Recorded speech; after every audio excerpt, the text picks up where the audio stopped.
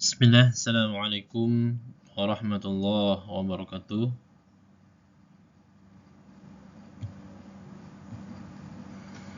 Alhamdulillah, wassalatu wassalamu ala rasulillah.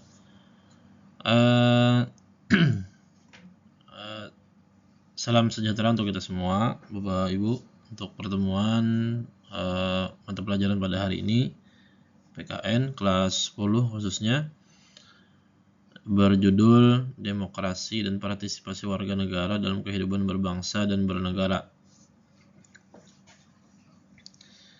Jadi untuk pertemuan kali ini, izinkan kembali saya menyampaikan terkait mata pelajaran PKN kelas 10 yang mestinya harus dihandlekan oleh Ibu Sri Aulia Ulfaya SHMKN. Masih dialihkan kepada saya sendiri, Muhammad Fahri SPD. Kemudian di sini langsung saja.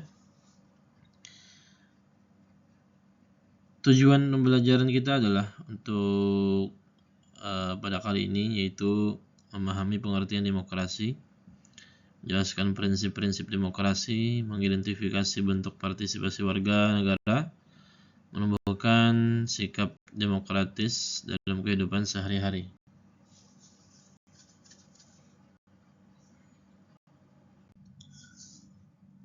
Baik.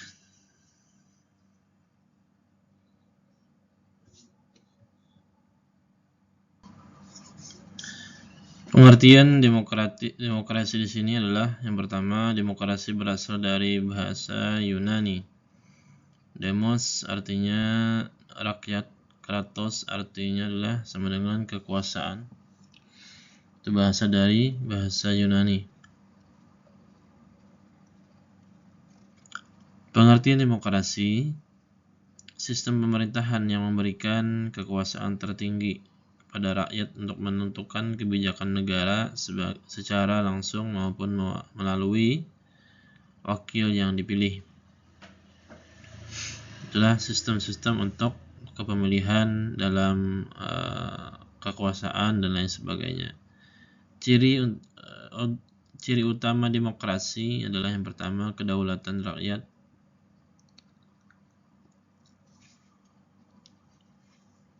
Kemudian pemilu yang jujur dan adil, penghormatan terhadap HAM. Nah, ini bentuk pengertian daripada demokrasi ya.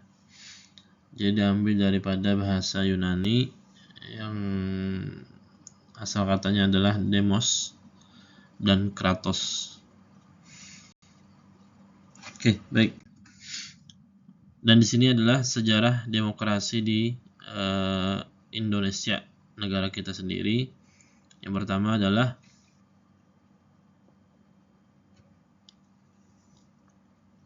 perkembangan demokrasi Indonesia. 1. Demokrasi parlementer 1945 sampai 1959. Nah, ini bentuk dalam perhitungan tahun ya.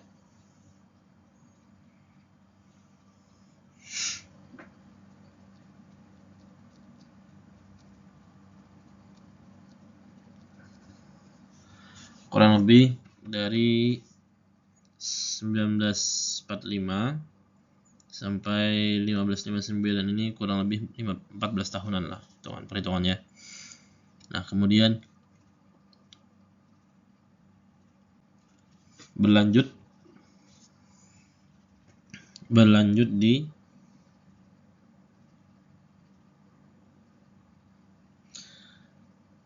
tahun demokrasi terpimpin, masuk dari parlementer, kemudian demokrasi terpimpin dari tahun 1959 sampai 1965. Nah, kurang lebih ada 6 tahunan lah. Nah, masuk kepada demokrasi Pancasila atau Orde Baru ini di tahun 1966.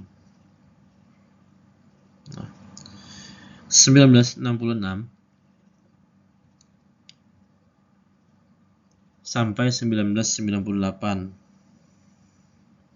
kurang lebih 32 tahun. Ini lumayan lama ya. Pancasila Orde Baru. Di tahun 19 sampai 1998.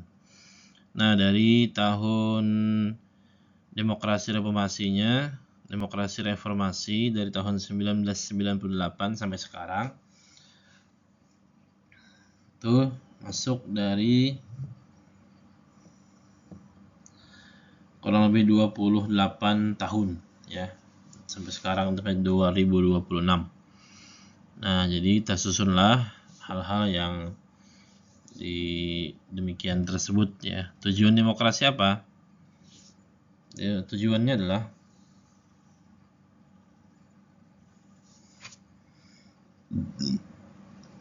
mewujudkan pemerintahan yang berasal dari rakyat, oleh rakyat, dan untuk rakyat.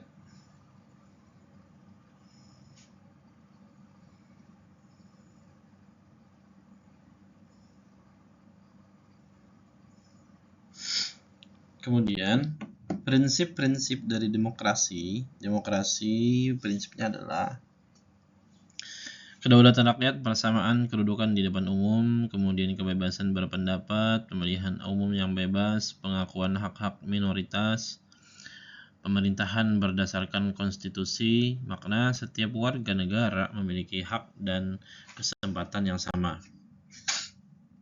Demokrasi Pancasila. Ingat, jadi pengertian demokrasi yang bersumber dari nilai-nilai Pancasila. Ciri-ciri demokrasi Pancasila yaitu mengutamakan musyawarah. Musyawarah ini diskusi atau di rapat begitu. Kemudian menjunjung persatuan. Nah, kemudian menghormati hak asasi manusia, mengutamakan kepentingan bersama, berlandaskan Undang-Undang Dasar NRI tahun 1945. Nah, dari tahun 1945 kemerdekaan kita ya.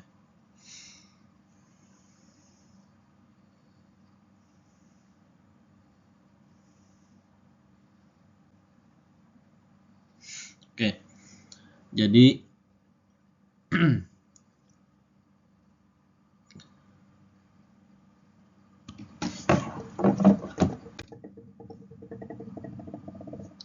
hak dan kewajiban dalam demokrasi. Hak warga negara memilih dan dipilih, menyampaikan pendapat perlindungan hukum. Kewajiban warga negara adalah mematuhi hukum, menghormati hak orang lain, menjaga persatuan bangsa. Hak dan kewajiban harus berjalan dengan seimbang. Partisipasi politik warga negara, yaitu partisipasi politik adalah keikutsertaan warga negara dalam proses pemerintahan dan pengambilan keputusan publik.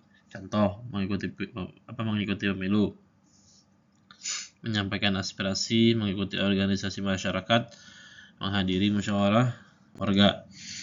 Bentuk partisipasi lingkungan sekolah, contoh sikap demokratis di sekolah, pemilihan ketua OSIS. Ini banyak yang dilakukan di sekolah-sekolah.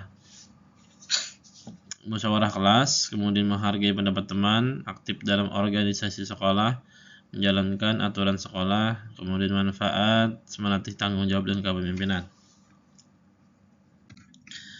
Bentuk partisipasi di masyarakat, bentuknya apa saja? Partisipasi di lingkungan masyarakat yaitu kerja bakti, gotong royong dan lain sebagainya yang berujuk kepada kebersamaan. Musyawarah RT atau RW, kegiatan sosial, menjaga keamanan lingkungan, ikut menyelesaikan masalah bersama. Kemudian tujuannya adalah mewujudkan masyarakat yang harmonis dan demokratis. Nah, tantangan demokrasi di Indonesia ini beberapa tantangan ya. Banyak yang disebutkan di sini, beberapa saja, mungkin lebih dari yang ada di layar ini atau di slide ini. Penyebaran hoax, kemudian politik uang, rendahnya partisipasi masyarakat, intoleransi, kurangnya kesadaran hukum. Apa solusinya? Solusinya adalah meningkatkan literasi digital dan pendidikan kewarganegaraan. Nah, ini yang perlu kita kuatkan. Oke, upaya memperkuat demokrasi, kemudian langkah-langkahnya yang dapat dilakukan apa saja: menghormati perbedaan pendapat, mengembangkan budaya musyawarah, aktif dalam kegiatan sosial, menggunakan media sosial secara bijak, menjunjung tinggi hukum dan HAM. Peran generasi muda sangat penting dalam menjaga demokrasi. Kesimpulan di sini yang bisa saya bacakan adalah demokrasi itu menempatkan rakyatnya sebagai pemegang kedaulatan kekuasaan untuk memilih sesuatu atau memilih kepemimpinan tersebut. Jadi berdasarkan yang diwakilkan oleh rakyat untuk memilih kepemimpinan. Ya, seperti pemilu ya. Kemudian partisipasi warga negara menjadi kunci keberhasilan demokrasi. Sikap demokratis harus diterapkan di sekolah, masyarakat, dan negara. Ya, itu ya Bapak Ibu yang bisa saya bacakan. Sedikit banyaknya mohon maaf jika ada salah, khilaf dalam penyampaian, dan apabila ada yang tidak bisa dimengerti dan tidak bisa dipahami, bisa tanyakan langsung kepada saya sendiri atau melalui Ibu Sri Aulia Ulupah. Terima kasih telah menonton dan memperhatikan. Assalamualaikum warahmatullahi wabarakatuh.